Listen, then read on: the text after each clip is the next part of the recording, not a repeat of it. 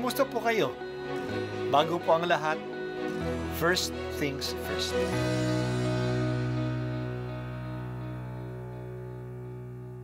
Good morning po. Sinisimulan po natin ngayon ang first things first.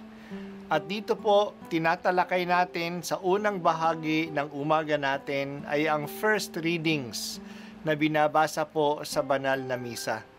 Ito pong tinatalakay natin kasi madalas po kasi marami na tayong alam tungkol sa gospel readings. Pero konti po ang nagsasalita sa first readings. Pero ang first readings, bahagi din po yan ng Biblia, ng banal na kasulatan.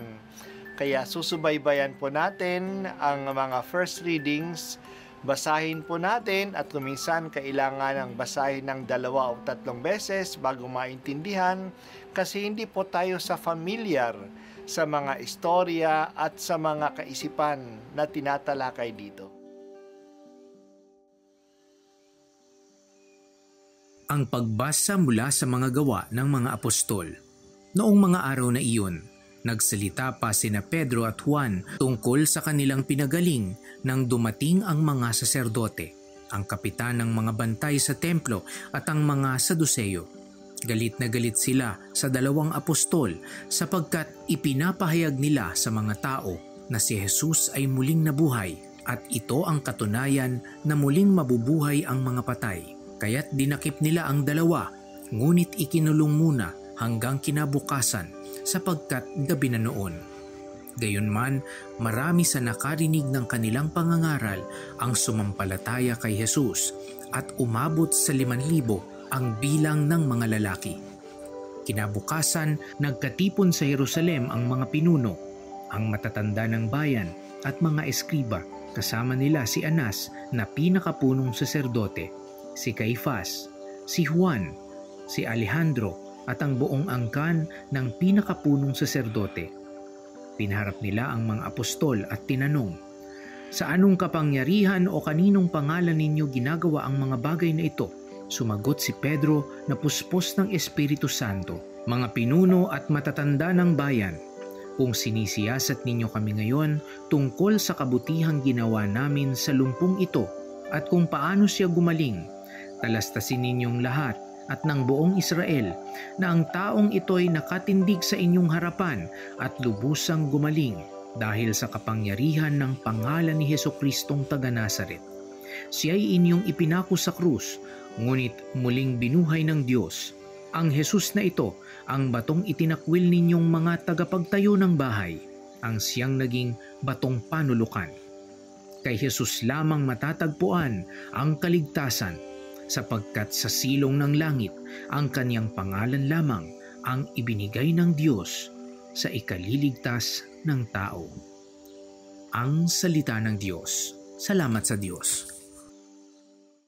Hindi lang ang mga ordinaryong mga tao ang pumunta sa templo na narinig nila ang balita ng pagpapagaling sa pilay. Pati na ang mga leaders ng relihiyon ng mga Hudyo ay dumating din.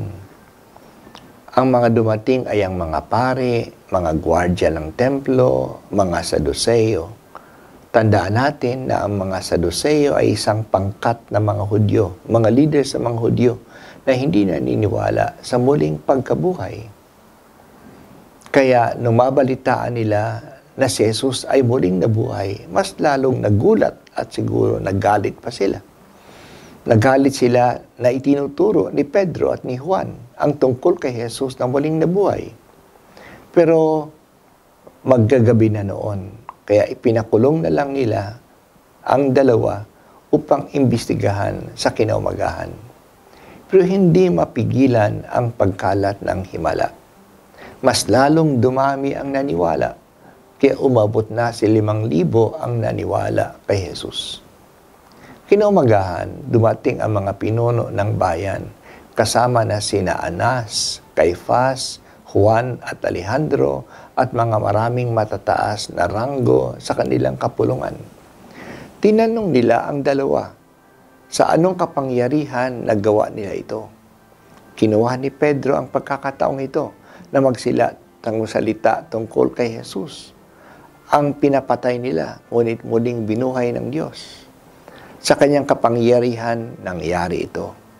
Siya ang tinutukoy sa kasulatan na batong ipinatapon ng mga manggagawa na walang halaga sa pagtatayo ng bahay.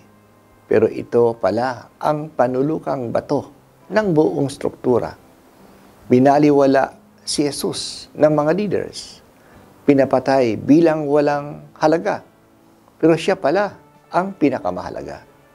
Sa kanyang pangalan, dumating na ang kaligtasan para sa lahat.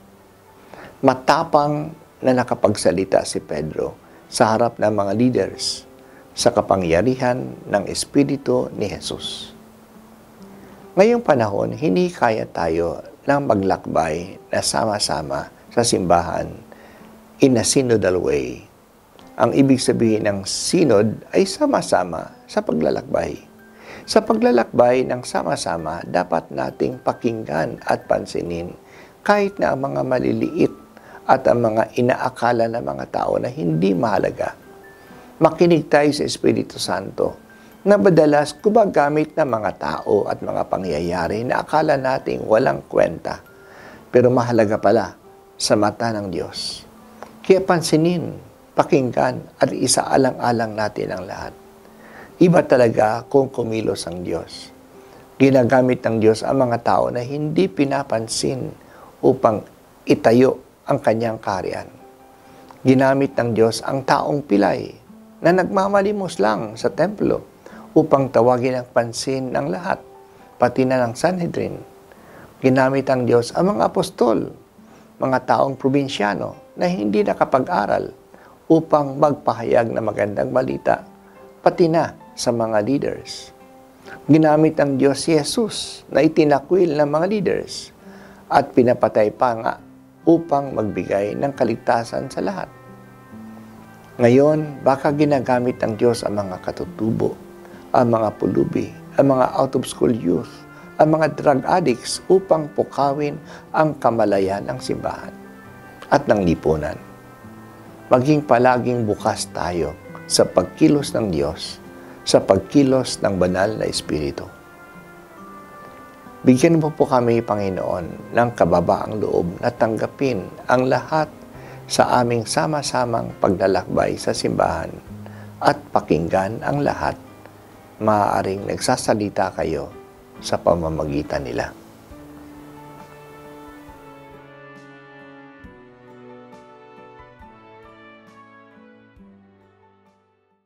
At ako po ay si Bishop Broderick Pabilio dito sa First Things First.